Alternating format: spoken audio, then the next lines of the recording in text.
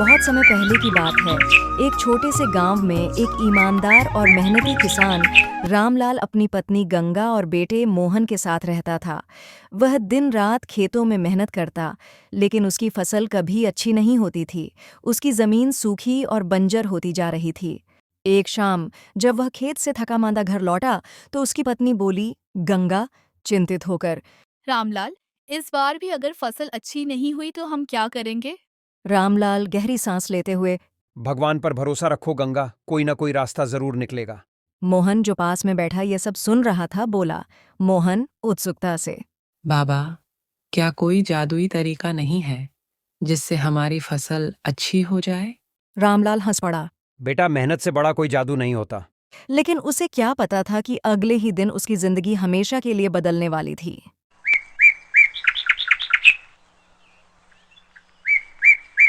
अगले दिन रामलाल एक टोकरी में कुछ बीज लेकर खेत की तरह चल पड़ा। जब रामलाल अपने खेत में काम कर रहा था, तभी एक बूढ़ा साधु वहां से गुजरा। वह बहुत थका हुआ और भूखा लग रहा था। साधु थकी हुई आवाज में। बेटा, क्या मुझे खाने के लिए कुछ मिल सकता है? रामलाल अपने घर गया और घर से अपनी पत्नी गंगा के बनाए हुए मोटे चने और रोटी लाकर साधु को दिए। तू बड़ा दयालु है, भगवान तेरी मदद जरूर करेगा। साधु ने जाते जाते अपनी झोली से एक चमकता हुआ बीज निकाला और रामलाल को दिया। इसे अपने खेत में बो देना, यह तुझे सुख संपत्ति देगा, लेकिन याद रखना, इसका उपयोग हमेशा अच्छे कामों के लिए करना।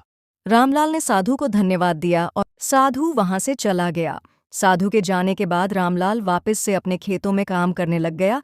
खेतों में काम खत्म कर शाम को वह घर लौट आया।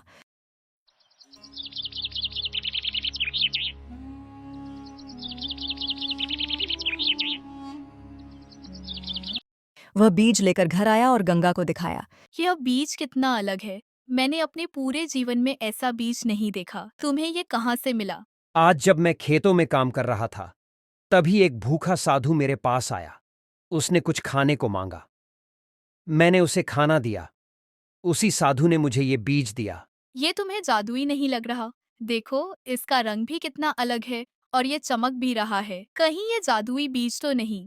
अरे गंगा, जादू केवल कहानियों में होता है, असल जिंदगी में नहीं। और वैसे भी ये बीज मुझे एक गरीब साधु ने दिया है। साधु को कहीं मिला होगा ये।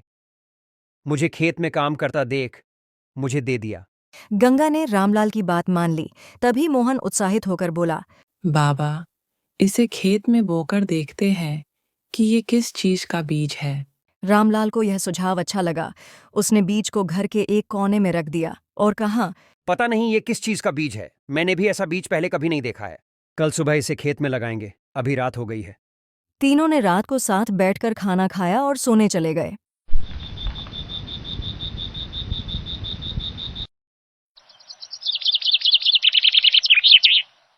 अगले दिन सुबह होते ही रामलाल ने साधु द्वारा दी हुई बीज को लिया और खेत की तरफ चल पड़ा।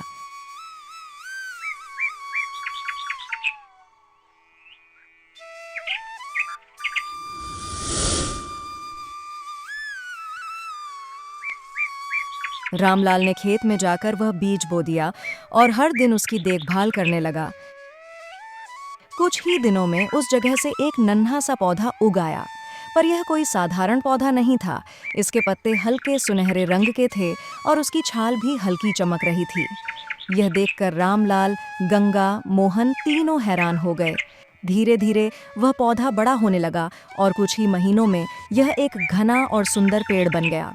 और फिर एक दिन उस पर छोटे छोटे चमकते हुए फल उग आए।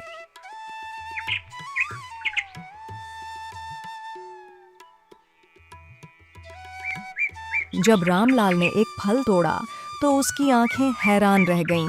वह फल असली सोने का था। रामलाल अविश्वास से। ये तो सोना है। अब रामलाल और उसका परिवार खुशी से झूम उठा। पर रामलाल ईमानदार आदमी था। उसने तय किया कि वह इस पेड़ का उपयोग केवल जरूरत के समय करेगा। लेकिन इस चमत्कारी पेड़ की खबर जंगल की आग की तरह पूरे गांव में फैल गई और जल्द ही यह बात लालची जमींदार रघुनाथ के कानों तक भी पहुंच गई। गांव का जमींदार रघुनाथ बहुत ही लालची और निर्दयी था। वह हमेशा गरीब किसानों को तंग करता और उनसे ज्यादा कर वसूलता। रघुनाथ को जब यह खबर मिली तो वह तुरंत अपने नौकरों के साथ रामलाल के खेत पर पहुंच गया। रघुनाथ धूर्तता से। रामलाल, ये पेड़ मेरी जमीन पर उगा है, इसे मुझे सौंप दो। रामलाल गुस्से से। ये पेड़ मैंने अपने खेत में लगाया था, ये मेरा है। रघुनाथ ने धमकी दी।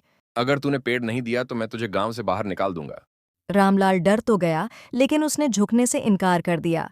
इसलिए रघुनाथ ने अपने आदमियों को बुलाया और उन्हें पेड़ काटने का आदेश दिया।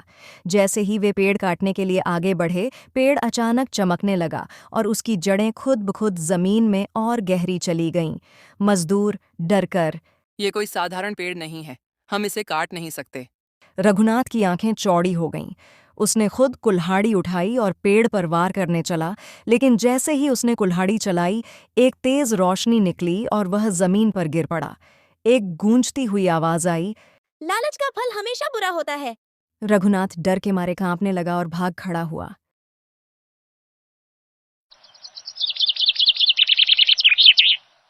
इस पेड़ के कारण रामलाल का जीवन बदल गया, लेकिन उसने कभी लालच नहीं किया।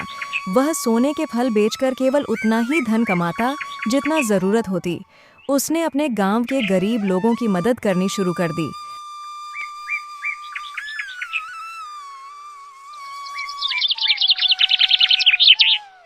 धीरे धीरे गांव का हर किसान समृद्ध हो गया। लोग एक दूसरे की मदद करने लगे और पूरा गांव खुशहाल हो गया। एक दिन मोहन ने अपने पिता से पूछा, मोहन, बाबा, यह पेड़ हमें ही क्यों मिला? क्योंकि हमने इसकी कद्र की और लालच नहीं किया। ईमानदारी और मेहनत का फल हमेशा मीठा होता है बेटा। इस कहानी से सीख मिलती है कि लालच का फल हमेशा बुरा होता है, लेकिन ईमानदारी और मेहनत से असली सुख मिलता है। If you enjoyed this video, please like, comment, and subscribe for more content. Thanks for watching.